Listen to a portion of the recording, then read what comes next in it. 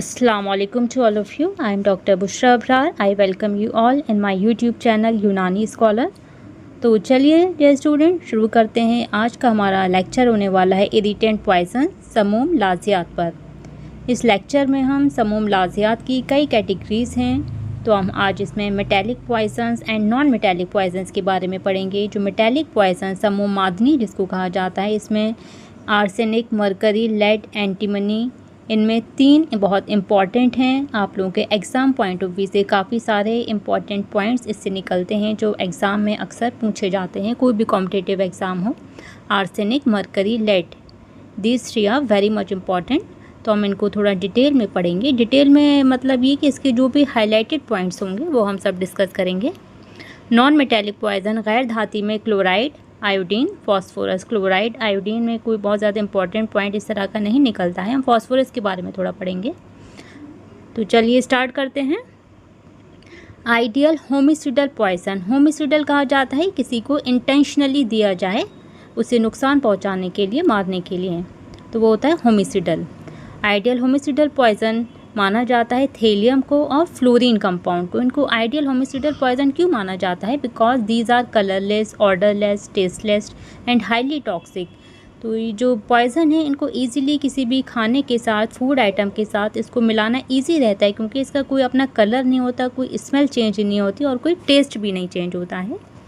और इसका जो ऑनसेट ऑफ एक्शन होता है ये भी एकदम से सडन नहीं होता है, बल्कि ग्रेजुअल होता है, इसलिए इसको आइडियल होमिसिडल पॉइजन कहा जाता है। और साइन एंड सिम्टम्स भी इसके कॉमन डिसीजेज से मिलते जुलते। कॉमनली यूज्ड होमिसिडल पॉइजन, अभी हमने आइडियल होमिसिडल पॉइजन पढ़ा, लेकिन जो कॉमनली यूज होता है प्रैक्टिकली होमिसाइड के पर्पज से, ये होता है आर्सेनिक एंड एकोनाइट। ये इन दोनों में वो सारी क्वालिटीज़ पाई जाती हैं जो अभी होमिसिडल पॉइजन की हमने बताई हैं। कलरलेस है, odourless, tasteless and highly toxic. और इसका जो ऑनसेट ऑफ एक्शन होता है, इसका जो सिम्टम्स होते हैं ये डिलेड होते हैं, ग्रेजुअल होते हैं, जिसकी वजह से जो एक्यूज पर्सन है उसको भागने के लिए टाइम मिल जाता है। फ़ौरन से एकदम सिम्टम्स नहीं आते हैं और इसके जो साइन एंड सिम्टम्स आते हैं ये रिजेंबल करते हैं कॉमन इलनेस से, और इनको डायग्नोज कर पाना भी मुश्किल होता है, डिफ़िकल्ट होता है, इसलिए इसको कॉमनली यूज़ किया जाता है। और ये इजीली अवेलेबल हैं, रीच में होते हैं, इसलिए इनको ज़्यादा कॉमनली यूज़ किया जाता है एज ए होमिसिडल पॉइजन। आर्सेनिक को किंग ऑफ पॉइजन कहा जाता है और एकोनाइट को क्वीन ऑफ पॉइजन्स कहा जाता है।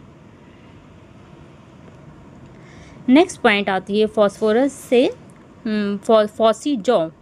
फॉसीजो इम्पॉर्टेंट है वाइट फॉस्फोरस में। वाइट फॉस्फोरस की क्रोनिक पॉइजनिंग में फॉसीजो देखने के लिए मिलता है। फॉसीजो क्या आता है? ये ऑस्टियोनेक्रोसिस ऑफ जॉ होता है। तो आप लोगों को फॉसीजो से याद रखना है, फॉसीजो किस पॉइजनिंग में होता है? ये वाइट फॉस्फोरस की क्रोनिक पॉइजनिंग में होता है। नेक्स्ट इंपॉर्टेंट पॉइंट आता है मेटेलिक फ्यूम फीवर। तो ये पूछा जा सकता है मेटेलिक फ्यूम फीवर किस मेटल की पॉइजनिंग में होता है? तो ये जिंक मेटल की पॉइजनिंग में देखने के लिए मिलता है। एक तरह की ये एक्यूट ऑक्यूपेशनल डिसीज़ होती है जो इनहेलेशन ऑफ फ्यूम्स की वजह से हो जाती है। जो मेटल्स के फैक्ट्रीज़ में काम करते हैं, जहाँ वेल्डिंग्स वगैरह का, हीटिंग मेटल्स का काम होता है, इस तरह की फैक्ट्रीज़ में उनके एक्सपोज होने से जो वर्कर्स होते हैं उनको ये फीवर डेवलप हो जाता है, जिसको मेटल फ्यूम फीवर कहते हैं। नेक्स्ट इम्पॉर्टेंट पॉइंट आता है malaria like chill. Malaria like chill ये भी जिंक की पॉइजनिंग में देखने के लिए मिलता है। जिंक की एक्यूट पॉइजनिंग में मेटल फ्यूम फीवर होता है, उसी को मलेरिया लाइक चिल, उसमें जो फीवर होता है उसमें ठंड के साथ मरीज़ को बुखार आता है, तो इसी को मलेरिया लाइक चिल कहा जाता है। नेक्स्ट है रेन ड्रॉप स्किन रैश। तो आप लोगों को याद रखना है रेन ड्रॉप स्किन रैश ये आर्सेनिक पॉइजनिंग में होता है। नेक्स्ट इम्पॉर्टेंट पॉइंट आता है आर्सेनिक पॉइजनिंग में, ये जो आर्सेनिक की पॉइजनिंग होती है ये रिजेंबल करती है कॉलरा से। तो जब भी आर्सेनिक पॉइजनिंग का केस होता है तो उसका डिफरेंशियल डायग्नोसिस की जाती है, either it is cholera sign symptoms और it is arsenic poisoning symptoms. तो आप लोगों को ये पॉइंट याद रखना है, poisoning resemble cholera is arsenic poisoning. Mees line over nails. ये जो आर्सेनिक पॉइजनिंग होती है, आर्सेनिक की क्रोनिक पॉइजनिंग के केस में जो नेल्स होते हैं इस पर मीज लाइन देखने के लिए मिलती है। नेक्स्ट इम्पॉर्टेंट पॉइंट आता है हैटर्स शेक। हैटर्स शेक को ग्लास ब्लोअर्स शेक भी कहा जाता है और ये मर्क्यूरियल ट्रेमर भी इसको कहते हैं। ये आप लोगों को याद रखना है। हैटर्स शेक ये मरकरी की क्रोनिक पॉइजनिंग में देखने के लिए मिलता है। हैटर्स शेक के नाम से पूछा जाए चाहे ग्लास ब्लोवर्स शेक, ये दोनों सेम चीज़ है और ये मरकरी की क्रोनिक पॉइजनिंग में होता है। इसको मर्क्यूरियल ट्रेमर भी कहते हैं। नेक्स्ट आता है एरिथिज्म। एरिथिज्म भी मरकरी की पॉइजनिंग में होता है। एरिथिज्म क्या होता है? ये एक तरह का न्यूरोसाइकेट्रिक डिसऑर्डर होता है, ये सिंड्रोम होता है, ये जो क्रोनिक मरकरी पॉइजनिंग में देखने के लिए मिलता है। इसमें जो क्लिनिकल फीचर होते हैं इसके irritation, anxiety, nervousness, shyness, insomnia, ये सारी चीज़ें इसमें मिली जुली देखने के लिए मिलती हैं। ये क्रोनिक मरकरी पॉइजनिंग में होता है, आप लोगों को याद रखना है। Erethism seen in chronic mercury poisoning. Next important point है मरकरी पॉइजनिंग में मर्क्यूरियल लेंटिस। मर्क्यूरियल लेंटिस क्या होता है? ये ब्राउन डिस्कलरेशन होता है आई का, जो deposition of mercury in human eye lens, जो ह्यूमन आई लेंस होता है उसमें मरकरी वेपर्स के क्रोनिक एक्सपोजर की वजह से उसका जो कलर होता है वो ब्राउनिश हो जाता है। इसी को मर्क्यूरियल लेंटिस कहते हैं। तो आप लोग को याद रखना है mercurial lentis seen in mercury poisoning. Lead poisoning का इंपॉर्टेंट पॉइंट है, ये लेड में देखने के लिए मिलता है। लेड पॉइजनिंग, बर्टोनियन लाइन और Burton's line seen in lead poisoning. Next point है tertiary syphilis like skin rash. ये किस पॉइजनिंग में होता है? तो ये होता है पोटेशियम परमैंगनेट पॉइजनिंग में। चलिए एक बार कंबाइन करके हम देख लेते हैं जो इम्पॉर्टेंट पॉइजन्स हैं हमारे।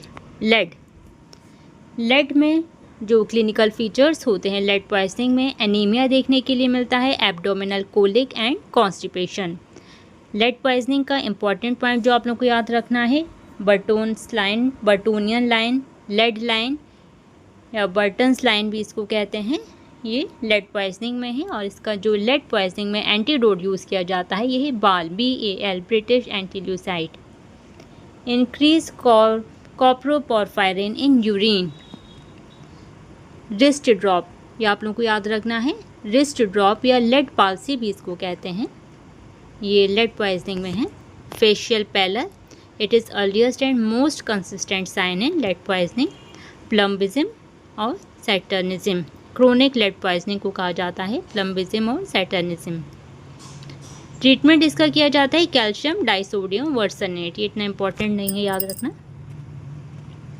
नेक्स्ट है जिंक। जिंक में आपको दो चीज़ें याद रखनी है जिंक पॉइजनिंग में, it causes metal fume fever and malaria like chill.